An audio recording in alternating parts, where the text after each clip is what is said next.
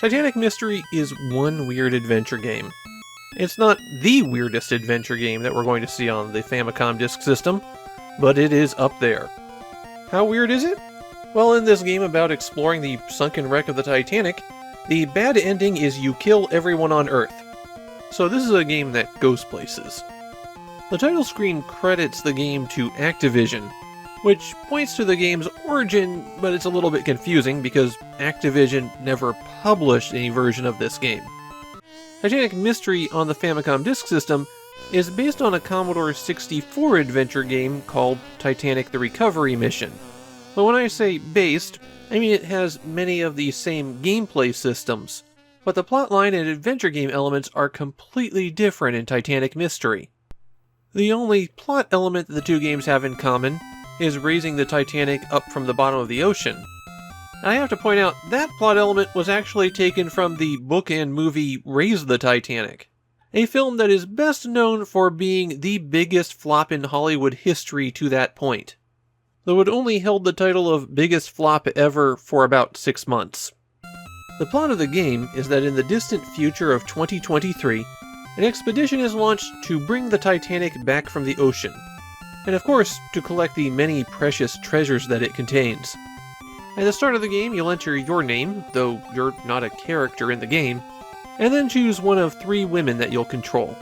All 3 of them have the exact same sprite in-game, but at least according to the manual, they have different abilities. Momoko has an easier time finding things. What that means in a game where everything is sitting out in the open, I'm not really sure. Reika is good at dealing with the press, and Maureen has high stamina and is able to handle collisions with obstacles well. Not that there's any obstacles to collide with. Maureen is also the woman on the box, the sprite that you'll see, and is depicted in the comic that comes with the game, which happens to include a topless scene. There's 2 fundamental game modes in Titanic Mystery. You have your actions on board your surface ship, and you have your explorations of the wreck. On the ship, there's 4 doors that you can walk into, and you enter those by pressing the B button. The first door will take you to the dive, so we'll get back to that in a minute. The second door is the communications room where you can call your investors.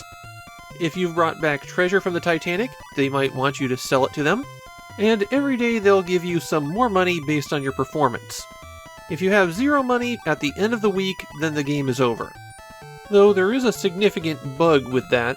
If you ever reach $0, which you almost definitely will, then the money can no longer increase. Next door you have the press room where reporters from around the world will pelt you with questions. How many hearts are next to the reporter tells you how much they like you, and how much they like you affects how much your investors like you. When a reporter asks you a question, you have a lot of options for answers. There's yes and no, but there's also, maybe, of course, not at all, thank you, and quite a few more. The best answer to give isn't really obvious in most cases, and most people wind up with this essentially randomized. However, treasure's a lot more valuable to your investors than reporter opinions, so you really don't need these reporters. The final room is the bedroom, and you go here to save your progress and advance the game a day. At 5 o'clock, you automatically come here. If the calendar reaches September 1st, then it's game over. So you are on a deadline. And now it's time to get into the diving. Here you explore the hulk of the Titanic while wearing a skimpy skin diving outfit. Now some of you might be going, the Titanic is under 4,000 meters of water, and since it was founded in 1985, they knew that when this game was made. How is she surviving down there? Well, don't worry, the manual has an answer. It is not that she is actually a robot, though some players apparently think that. The reason these women are able to dive down that deep is because they take special drugs. The way that you navigate around the ship is that the Titanic is a series of connected rooms, and as you swim off the side of the screen, you're actually rotating the direction you're facing 90 degrees. Pretty much everyone who dives in without a manual thinks that you're swimming down a really long hallway at first, but really you're just spinning in place.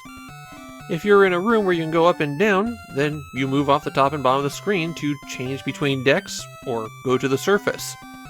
Usually it's the smokestacks where you can do this, but there's a few other places where you'll find holes between decks. Every time you descend to the Titanic, it costs money, and at the start of the game, you don't have enough to do 2 dives. So if you do resurface and go right back down, you've just given yourself an eventual game over. If there's a passage between rooms, then you swim through it by hitting the B button, and you'll find objects scattered around the ship that you can pick up and use, and you interact with things by hitting the A button, which will extend your hand out and you can maneuver around a little bit. If you're carrying an item and you want to put it away, you can hit the Select button, and then press A to put it into one of your 3 inventory slots. And you can put an item down if it's in your hand by pressing A again, though there are a couple of items that you can't put down again after you've picked them up, such as this metal bar that you find as the very first item in the game. If you have that in your inventory and you take it back to the surface, then one of your investors identifies it and forces you to purchase a Geiger counter immediately. That Geiger counter costs 12 times your starting cash, which means that if you touch the very first item that you find, you've just about rendered the game unwinnable. You will need that Geiger counter eventually, just after you've done a bit on the ship and earned some money. The Geiger counter automatically takes a spot on your status bar, so it's always there to let you know about radiation leaks in the Titanic's reactor. The puzzles in this game are really rough. On some rare occasions, they make a bit of sense. There's a chain on the door, there's a hacksaw in the next room, you use the hacksaw on the chain. Unfortunately, much of the time it just involves carrying the right item, which you'd have no way to identify, to the right space, which you'd also have no way to identify. Carry a battery that you found that has no other use in the game to this nondescript room, and there's an earthquake that opens up a passage.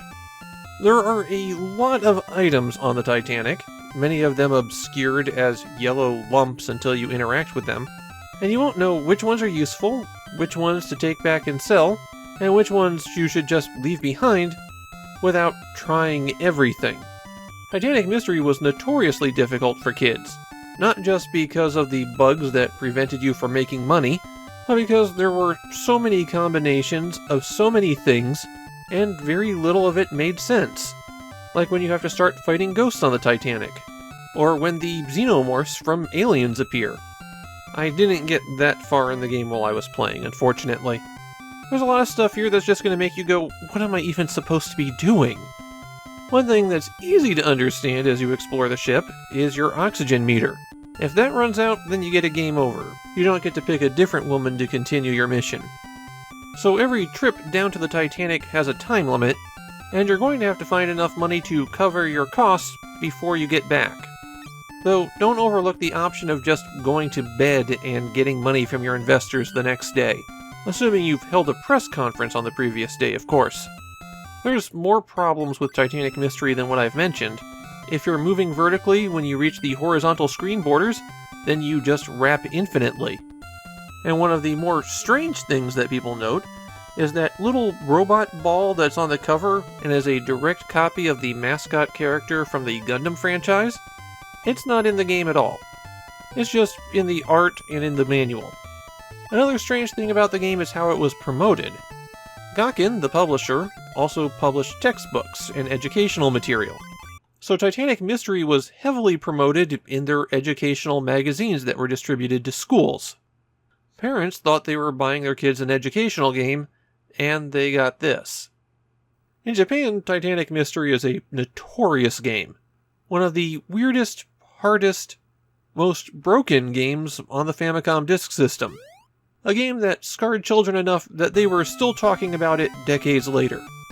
My feeling here is it's worth it to play with a guide just because it is so weird.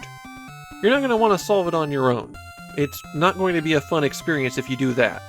But walking through just to see how this game goes places, that is something worth doing. You really have to play this one to believe it.